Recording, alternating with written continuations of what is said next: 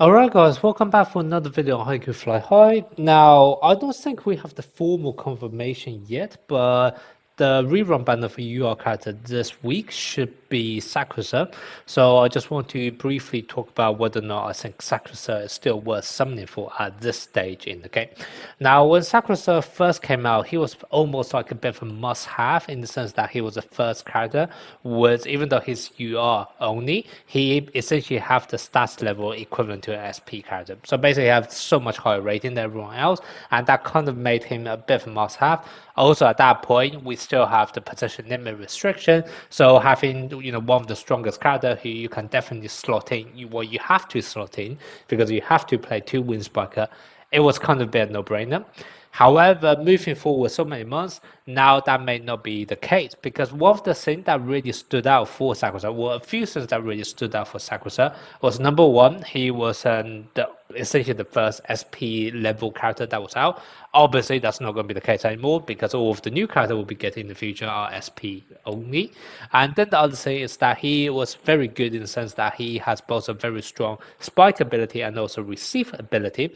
However, if I just show you all of the Wind Spike available on JP right now, and if we just take a look at all of the SP character, what you then realize is that every single one of them have the combination of both receive and also spiking, power spiking labels. Okay, so Sakusa is no longer even that unique in terms of the role that he's going to have. So in that case, it's still worth summoning for Sakusa. Okay, so if we actually take a look at all of the upcoming Wind Spiker with both receive and also power label, and also by the way, there's another opposite hitter, which is Kurumi, which also have the same label, but I'm kind of going to exclude him for the time being because he's more like a bench player in my opinion. So that's kind of why we're just going to exclude him.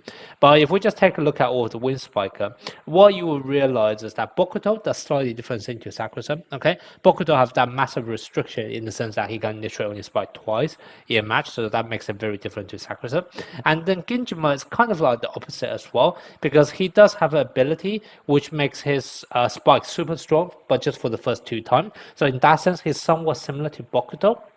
But then if you actually have him skill rather than full, then he can also reduce his spike cooldown to full net crossing as well, which obviously is also a lot more frequent than what Sakusa is capable of doing. So he's also a bit of a special case in the sense that he's not quite the same type of role as Sakusa.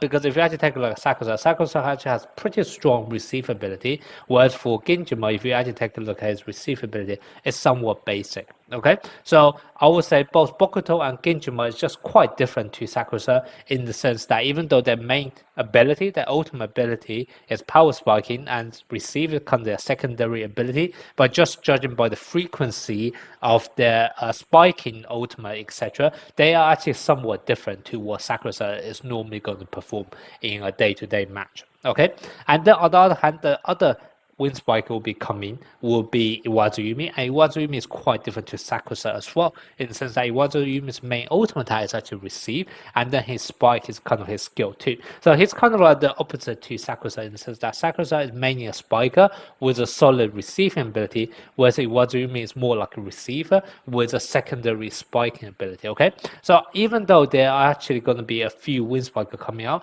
with receive and also power spiking labels, the role that they will be performing are all quite different to Sakusa. Okay, so that's the first thing to bear in mind. But then, if we actually jump to, I think probably like 6 months from now, when we start getting Hoshiyumi Korai, Tanaka, that's where you then realize Sakusa is going to be completely power crap. Because first of all, Hoshiyumi and Tanaka, they both arguably have a spike which is stronger or at least comparable to what Sakusa is able to offer. And then in terms of their receiving ability is Hoshiyumi is essentially able to span his receive, which was something Sakusa is not able to do. And then Tanaka, with the right condition, would have a receive which is so much stronger than Sakusa as well. Okay, so both of those characters, I will probably argue, they are just going to power creep Sakusa in almost both offensive and also defensive capability. On top of that, they also have other gimmicks they're able to offer. For example, Tanaka also have that debuff, etc. There's also Yamamoto coming in the future as well. I'm just not going to talk about him in this video, however, because he's not officially released on JP, so things could still change. I just don't like to talk about things which are not uncertain, okay? But just from Hoshiyumi and Tanaka, you already know Sakusa in the future will be power crab, okay? It's just as simple as that. But that is 6 months down the line. So that's something for you to bear in mind.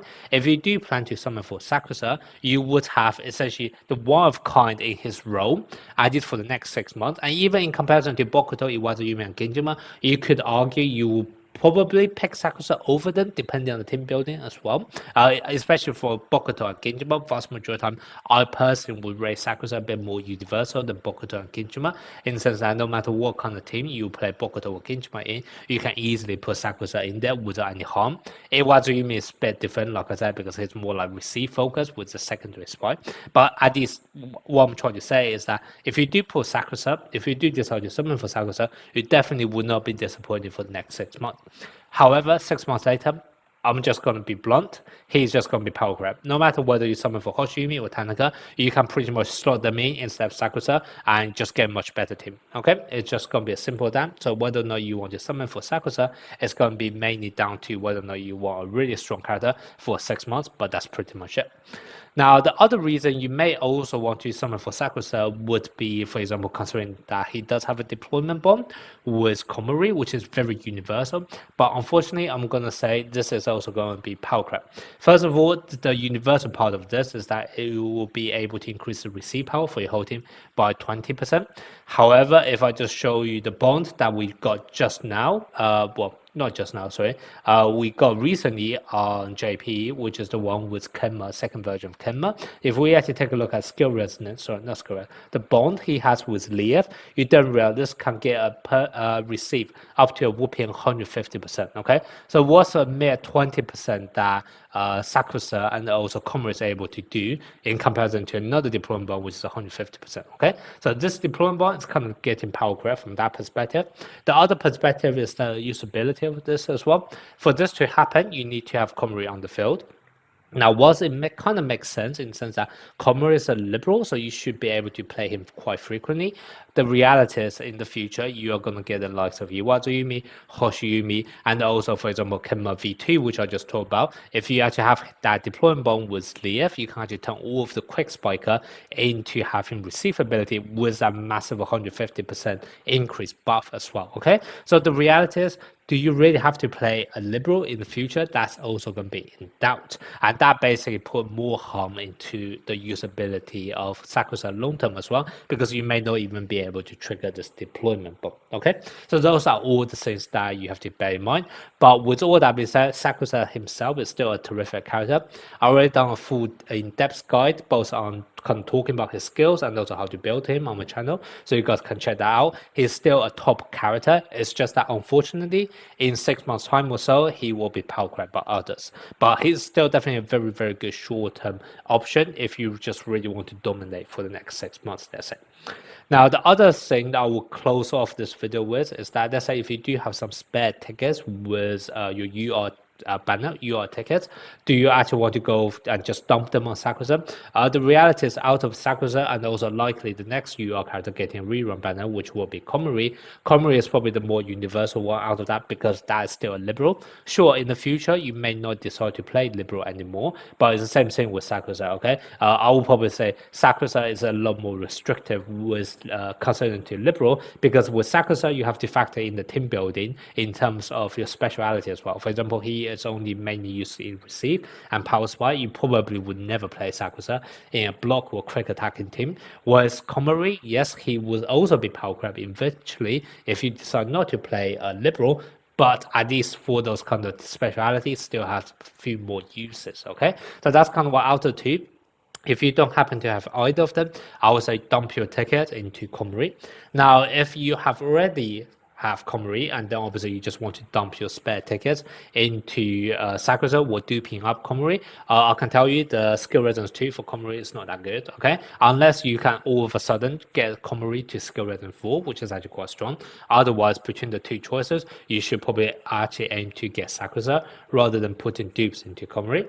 And then the other option, which is that if you have both Komori and also Sakusa together, but only just at the base copy, and you need to dump some UR tickets tickets, potentially to get some dupes. Out of 2, like I said, the skill resistance 2 for Komori is quite bad. So in those kind of cases, you actually want to dump some tickets into Sakusa and try to get him to skill resistance 2. Because one thing I did forget to mention, which is that while Sakusa's both offensive and also defensive capability will be power crept by future wind spikers such as Tanaka or Hoshiyumi, as skill resistance 2, he's actually able to apply some kind of like AoE buff, which is this reflex, which is somewhat unique to him, I guess, or unique to all of the wind spike in the future. So if you do actually want to get him to skill resistance 2, that's also going to be a good investment. So you can definitely do that. So if you only have Sakusa and Komori, only at base level, I would say yes, dump some into skill resistance 2 for Sakusa. Or if you already have both of them, let's say skill resistance 2 or skill resistance 2 for both of them, then probably skill resistance 4 is more important on Komori rather than on Sakusa, okay? Sakusa skill resistance 4 is still good, it's just the skill resistance 4 on Komori is better, okay? It's just going to be a simple step. Okay, so that's going to be a quick rundown of my thoughts on whether or not you want to summon for Sakusa in this rerun banner, depending on what kind of situation you're in, and also long-term future plan whether or not he will be power crept. Let me know what you guys think, and also whether or not you will be summoning for him